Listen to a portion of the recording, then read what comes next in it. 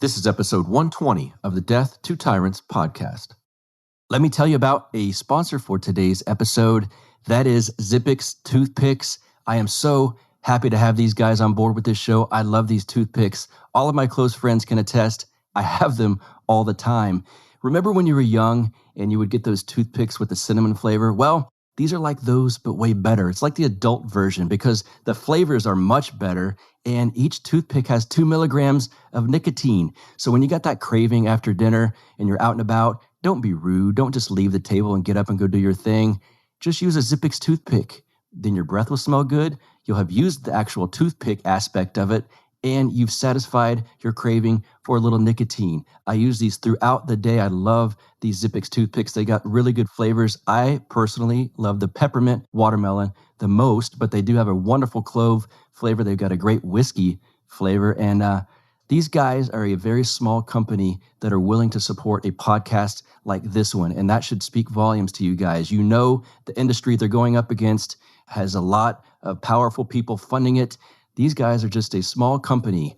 ZippixToothpicks.com. Of course, since you listen to this podcast and they're supporting me, you will get a discount. You'll get a 10% discount when you enter code DTTP at checkout. That is DTTP at checkout. Go to ZippixToothpicks.com and I'm promising you guys, they are so good. It's going to be at ZIPPIX toothpicks.com. Enter code DTTP at checkout for 10% off your order. Let's get to the show. The crushing weight of the tyrant's passage had left nothing unmarked. You get split in fucking half, but I call him the hologram wrath. But I am the center inside the placenta of math. You clash with cyanide gas and die fast. Rhythmical equivalent of solids, liquid, and gas. We smash your sinus with the power of Lord Titus. But I am the virus inside of the iris of Cyrus. Oh, you guys know I'm excited about this one. Oh, yes. Welcome back once again to the Death to Tyrants podcast. As always, I am your host and humble narrator, Buck Johnson, coming to you out of Austin, Texas. I've got another Texan here on the show with me today. I've got the greatest congressman of all time on this show. With that description, you already know who it is. The great Dr. Ron Paul is here with us.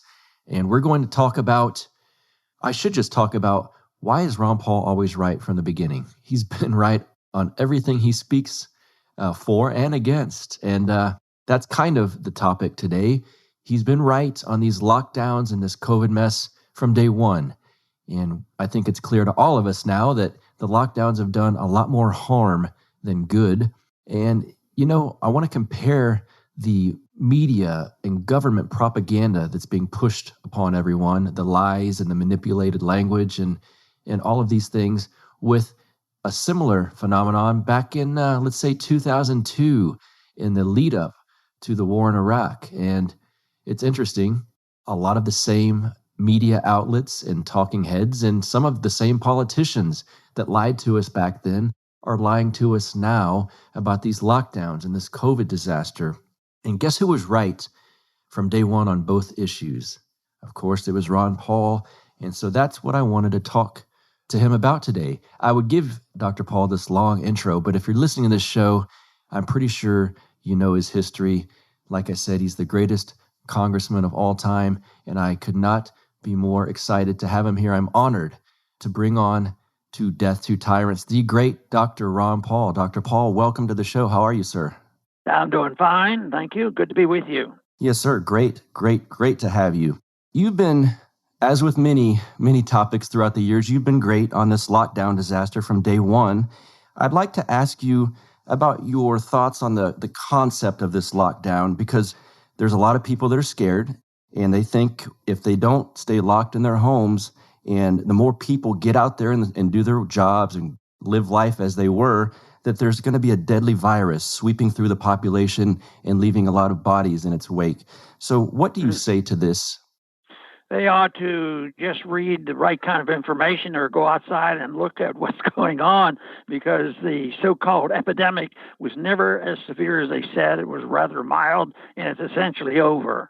and they're looking around for another virus because I think the motivation is sort of to control people. And that's the big danger, that people move in on an emergency room and it gives the government, an excuse to expand their powers. The politicians get more powerful, the profiteers get more money, and that's the biggest danger, is a threat to our liberties. But no, I think that they had to, construct this to scare people. So first they have to scare people and intimidate them, and when people don't believe it, then they start taking more tell lies, and this makes a mess out of things. And to simplify things, I think the biggest problem is government shouldn't be involved in medicine. Why are they making all these decisions, and they pay essentially so much of the medical bills? That's why they take control of it. But you have the politicians sort of practicing medicine, telling us what to do, whether to wear a mask or not wear a mask. And it's not surprising that a bunch of politicians and bureaucrats, they don't know what they're doing, and they've made a mess of things, except they've taken a lot of our freedoms away, and they've caused a lot of harm. And the lockdown is just about the most atrocious thing they could have done, because, it's been costly to our personal liberties. It's been costly financially. And the places where they didn't do it, like South Dakota, yes, they had a significant number of people who had the virus, but they didn't lock down, and they're better off for it. I think then it's probably safe to say that you do believe the lockdowns have done much more harm than good, yes? Absolutely. The lockdowns are many-fold more dangerous and more harm than the virus itself. There can be a case made, for the virus just being a real bad cold virus. And you can dig up statistics to show that, the influenza virus, which comes every year, has some statistics that are worse than what this current coronavirus has done. So, but it's all been build up media hype, and then the copycat type journalism that spreads around, and everybody thinks, oh, it's an emergency, and I better announce there's an emergency too. So it's totally out of control. So that's the scary part, is how are they ever able, it is say that I'm a little bit closer to the reality of things, and that it wasn't nearly as bad. It's pretty amazing that they were able to build up this fear that is there, and that now, mental illness is a problem, and the lockdown has hurt the kids, and then they ruined the school system too. The school system, I think it's going to be a long time before these kids, adjust to the school system. So one thing led to another, and the people who want to capitalize on the chaos that we have, they're probably quite pleased, because I think some people were, really, the goal had nothing to do with saving lives and taking care of people. It was to cause chaos so that their radicalism could find a place. And magically, they didn't only have the coronavirus and the people demonstrating over coronavirus, positive and negative, it was also Black Lives Matter demonstrations. And I think they were quite pleased to blend them all together. And I also believe that some of this was a distraction from one of the main causes of our economic turndown, and that, of course, is the Federal Reserve. So nobody talks about the Federal Reserve, which caused the inflation of the money supply and the contraction and a lot of the economic problems. So nobody talks about that. They talk about coronavirus and Black Lives Matter and this sort of thing, and it distracts from the real causes of some of our economic concerns. You've always been fantastic at pointing out government lies and propaganda throughout the decades, really. Does this propaganda pushed from the lockdowns and coronavirus madness, does this remind you of any of the propaganda that pushed us into the war in Iraq in 2003? I think it's very similar. They first have to build up an enemy and scare the people, and that's what they did, about getting into Iraq. And they had to tell a lot of lies. Professional liars got up there to scare people, and we had to do it because Saddam Hussein was Hitler, and he's going to drop a bomb on us. And they were able to achieve it. Bush was heralded as a great president at that time until 6 months later, and they found out it was all a farce. And still, Fortunately, he hasn't recovered politically speaking, because most everybody, that was one of the things Trump said, it was a dumb war. We shouldn't even have fought it. So I think Trump got some benefits from that by pointing that out. But no, the tactics are very much the same. They have to scare people, and they have to change the figures. Just look at how they changed the data regarding what's going on. Oh, people are dying right and left, and they were distorting all kinds of assessments of how dangerous this was. They'd say if you had a positive test, you didn't know you ever had a cold, and they say another case. Now there are thousands. There's going to be millions of deaths. It was a hysterical reaction to it, and I think I've used the term that even from the beginning, that as they were doing this and scaring people, I said there is a virus. It's dangerous. You should be cautious. But the reporting of it and the description of it is a hoax. That it was designed, has been designed for a purpose. I think the one thing that probably was greater than anybody dreamed of, that it had an effect around the world, because it was sort of copycat type stuff, and it was the lockdown and the response to that was probably a lot bigger than I ever expected. But I think the ones who wanted to orchestrate this are probably say, "Wow, we didn't expect so many people to overreact." But I think for some people, you take people like Fauci and Bill Gates, these people, they want to be important, and they have their ulterior motives, and they promote them, and their political motives and financial motives. So they have to build a case. But I think that even they might be surprised how much reaction they got from their propaganda. Yeah, unfortunately, throughout the years, some of those media figures and politicians that did spread the lies about the WMDs and terrorism and Iraq and so on, it doesn't seem like they've been held accountable. Colin Powell is kind of propped up now as some hero by the Democratic Party. I fear that the people who have peddled the lies about COVID-19 and the lockdown in the cities and states and everything, I'm afraid they won't be held accountable. Is that even a possibility that down the line, the population does start to hold types like this accountable for things? They're not going to really be held accountable. They'll get away with it. History might give them, a more accurate answer to them, but they're really going to get away with it. Yet people are today on our program, the Liberty Report. We had 4 or 5 examples of people conceding, making concessions, and say, "Hey, maybe we were wrong. And we got something from the UK and something from Sweden and around this country. Even there are more and more people." So that's the only tool we have, is getting this information out. And you really don't know. I think on the short time, the bad guys are going to survive. Nobody's going to say, "Well, this is criminal activity and we're going to prosecute you." That's not going to happen. The prosecutors of war, they never get prosecuted, the perpetuators of war. So they will long-term, I think, be held accountable in history, which doesn't help you and me at this present time.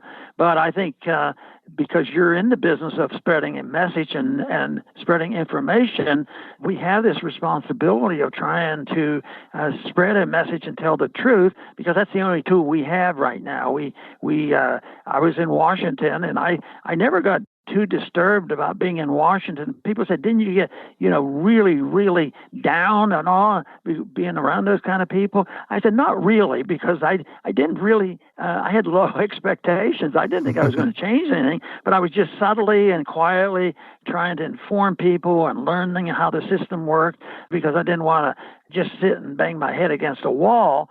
But it's something that we're responsible for, even though if somebody wants to run for Congress, I say, good, go and make sure you believe in something and spread a message. But it's our responsibility, once you have come to the conclusion that the right track is believing in personal liberty and nonviolence and sound money and this sort of thing, that I think individuals like that have a responsibility. And most, when they discover this, sort of feel a responsibility for it. Most people never get involved in serious concerns about philosophy. Now, the Marxists that are in Congress now, they are, they have a serious belief, but most people just are followers. But the people, and the only answer to those who make headway, look how the radical left and the Marxists have control of the universities and the media and the Congress, and if you look at that, you say, boy, this is so depressing. We can't overcome all that. But the truth is we can, because you don't need but 10% of the population saying, hey, those libertarians sort of know what they're talking about. This is what they said. And over the years, I think I built credibility because I would talk so often about the financial bubbles. And then they say, oh, yeah, I remember Ron said that. So it builds, but we need people like you doing what you're doing, get the message out and talking to people.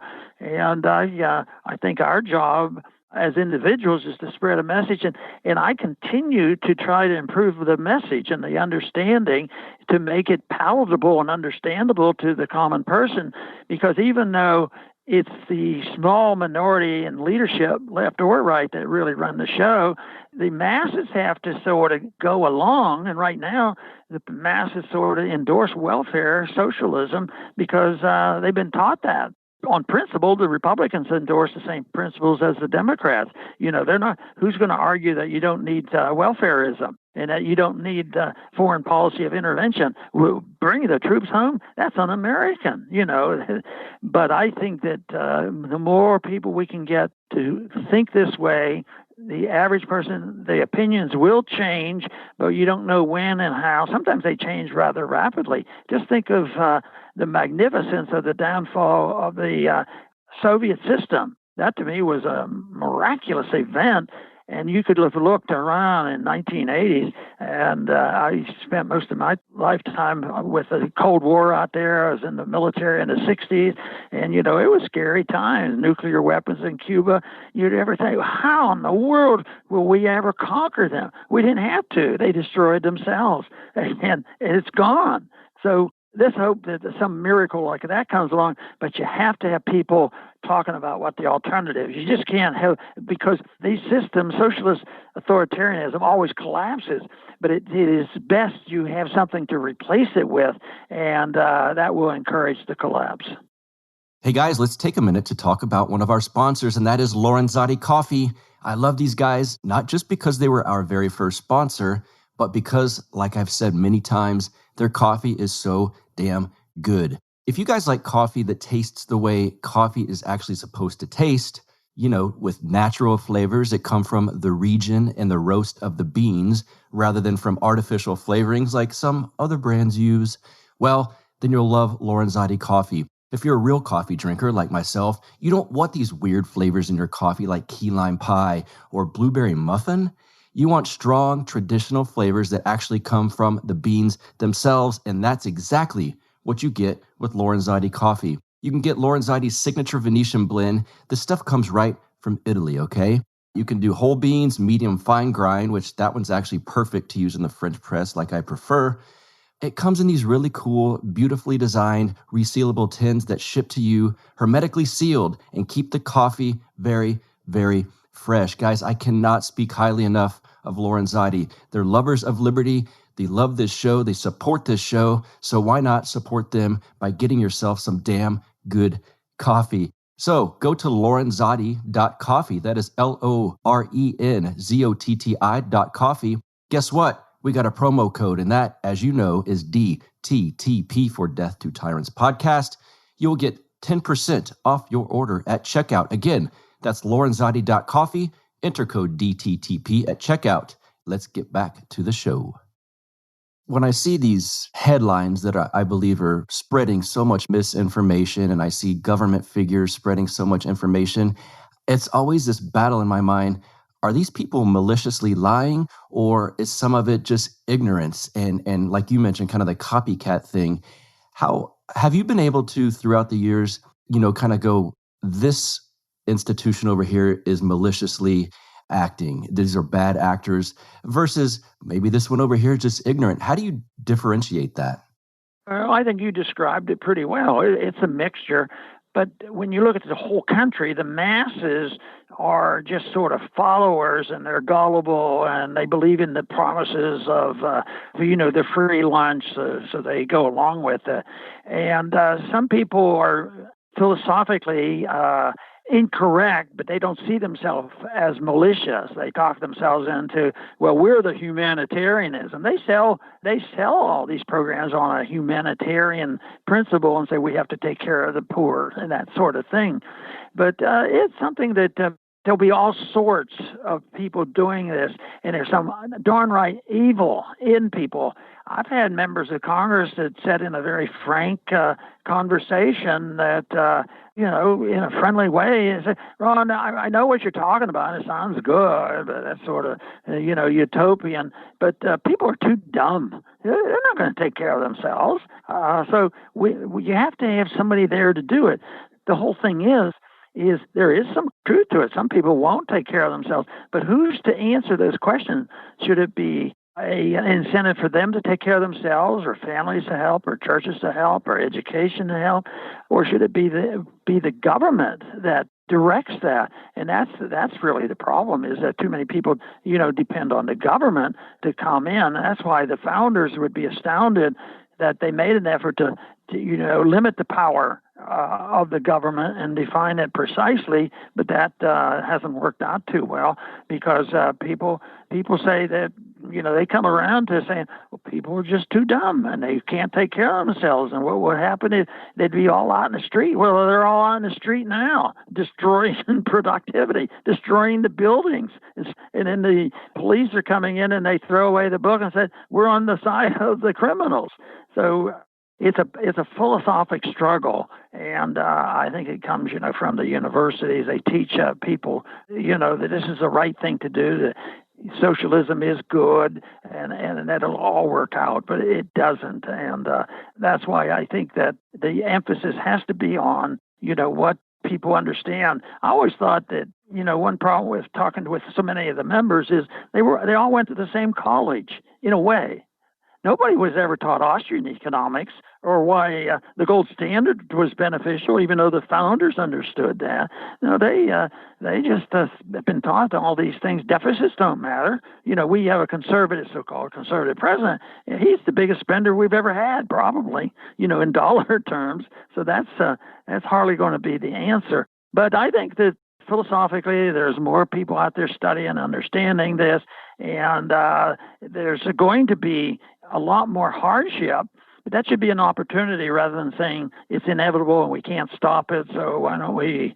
I don't know what you do if you don't fight it intellectually and philosophically, because I think that's an opportunity, and because it will fail. And that's what happened to the ruthlessness of the Soviet system. It just fell apart, and they had nothing left and no energy left to send in tanks. And I looked at that very carefully, throughout the years, because I was actually drafted during the time of the Cuban Missile Crisis, and that was different conditions. But here, the Soviets did nothing, and it's gone. Of course, their system now is a lot better, but it seems like ours are a lot worse, and theirs a lot better, and in some ways it's similar because they depend on authoritarianism. So the flavor is different, but authoritarianism is the removal of personal liberty and personal decision-making. In closing, I'd like to ask this. You've always been so good at leaving an optimistic tone in your wake. And a lot of us, there's so many people who are what we call red-pilled over this COVID moment and the lockdown moment, but you've really been seeing things as they truly are for decades, and you've seen the evil pushed by government and by certain institutions and the neocons and all of this, but you've always seemingly remained optimistic. How have you always been so kind and positive when you've actually seen kind of the nature, the horrific nature of some of these institutions and what we're facing? Well, I see it because I'm so convinced. Over the years, I was very much exposed to Leonard Read in the Foundation for Economic Education. He was an optimistic person, and I sort of inherited some of that from him. And it's the tone that you use to try to convert people. So I think it's the fact that you come and you get convinced, and it sounds to me like you're about convinced that liberty is better than slavery, and it works better. It's moral, and people are happier and richer, and there's more peace. And I get excited about that. And then when I meet people, especially when I meet people that were influenced by some of the things that I did in presidential campaigns, because, I was sort of nobody out there. I didn't win anything, and I don't have any bills named after me. But a lot of people thought, well, these are good ideas. And I think that is the reason that I feel good about it. I think that that's where we're making progress. I like the Mises Institute because they train a lot of people to and teach about Austrian economics. And this, to me, is wonderful. And I was impressed over the years when I was doing a lot of campaigning on the campuses, and those were liberal and conservative campuses, that if I talked an hour or so, probably 45 minutes would be saying how terrible it is. Look at what they've done. Look, what are you guys inheriting? It's a bankrupt system, and there's so much corruption, and all you get are wars. And then I would go into my spiel, which we partially have done already, and that is how should things like this be? And I said, I'm very optimistic. Well, that's the easy part, and it's not complex, and it's just understanding what liberty is and defend it, and conditions get so much improved. And the thing to me that impressed me the most was, even though the 45 minutes was telling people how bad things were, they always said, Ron, I like it in a way you did it. I like the way that you're optimistic about it all. So they remembered the optimism, and I finally decided that the description of how bad things are, must have gained some confidence in what I was saying, because most of the time people say, everything is just honky-rosy, you just need more of this, they go along with that. But I think that people want to hear a positive message. A lot of politicians have said that over the years, but they're only talking about tactical things, better management. So when you're talking about who's running the Federal Reserve, that's not much of an offer. But when I talked about auditing the Fed and getting rid of the Fed, it seems like there were a lot of young people interested in that subject, and they understood it. And for now, it's so much different. From the first time I was elected to Congress was in 1965, and more people now are very, very much aware of the vulnerabilities of the monetary system. This whole idea, even the most reluctant believers, well, you just can't spend $5 trillion in 1 year you don't have and let the government, the Federal Reserve, print this. So I think things are moving in our direction. But the big thing is how do you get through the tough part? Because everybody's going to get poorer before we get richer again, and that's hard to sell, because people say that's why you can expect them to keep spending. The deficit's going to be there, because politically it's just impossible to say, okay, we have our ways now. We're going to reduce the size of government by 10% every year for 10 years or 5 years or something like that. I mean, you'd be murdered or run out on a rail or impeached immediately. It just wouldn't work. You couldn't get elected with that policy. So it'll end. They say, well, that would cause chaos and poverty would get worse. Yes, it would. But if you don't do it, it's going to get very bad anyway. And that's why our message is so important. That's why I'm glad to know you're involved. Yes, sir. Thank you very much. And Dr. Paul, before we get you out of here, plug your website and your podcast. Yeah, the place to go to keep up with what I'm doing is ronpaullibertyreport.com. And I do a report every day. Daniel McAdams is a co-host. He worked with me in Washington and now works especially on foreign policy. And we live stream at 11 a.m. Each day, 5 days a week, almost every day. But we do it. It's a live stream, but if people don't see it live, it's always available on our website, ronpaullibertyreport.com. Dr. Ron Paul, thank you so much for being here with us on Death to Tyrants. Thank you. You're welcome. Nice to be with you. And that was really cool. I'm almost speechless. That was so neat to be able to interview the great Ron Paul. I hope you guys enjoyed it. I will link, of course, to his page and his I'm still tongue-tied. The Ron Paul Institute. I will link to that in the show notes page for this episode. As for me, I mentioned it last week. I've got the new website, death2tyrantspodcast.com. I'm going to be adding some items to the store there. We got some great t-shirts in. And let's see, I've got some links. You can listen to all of the episodes on there. It's got my Facebook link, my Twitter link, all of that stuff. And if you want to join my Patreon, it's patreon.com/death to tyrants. If you become a member, all you need to do is $1 a month minimum. And you get these exclusive episodes that we release only for the Patreon listeners, about one a month. And damn, now that I think about it, I'm about due to record another one. So we'll get on that soon. Like I said, patreon.com/death to tyrants. Get you in the club and you get to hear the secret episodes that only the Patreon users get to hear. And you know what? I'm going to play a clip from one of those episodes right after my closing music here, my closing theme. We'll play a clip from the latest episode that's just exclusively for my Patreon donors and give you a little teaser and see what you think. Hope you guys are doing great. This has been an honor. I hope you enjoyed the interview with Dr. Ron Paul, and I will see you guys soon. You get split in fucking half, but I call him the hologram wrath. But I am the center inside the placenta of math. You clash with cyanide gas and die fast. Rhythmical equivalent of solids, liquid and gas. We smash your sinus with the power of Lord Titus. But I am the virus inside of the iris of Cyrus. Like the sound of the Death to Tyrants podcast? Our audio production is provided by Podsworth Media. Check them out at podsworth.com. One thing I would ask Jesse Dayton now is, interestingly enough, a day or two after you just wrote this long post crying about libertarians and where are we defending the leftists in these battles against the police and the feds, and that's a broader picture. He basically did a micro version of what I'm saying here, but where are we? And just 2 days later, we found out at least where one of them was. He was there with them, and he lost his life in a battle. And again, I don't know if he was in the right, if the shooter was in the right. I don't know any of that. But I do know he was a libertarian, he was armed, and he's gone. And so I would ask you, Jesse, where were you? You're a gun guy. This means a lot to you. Why weren't you down there like that libertarian was? And on that note, Bobby, did you have fun?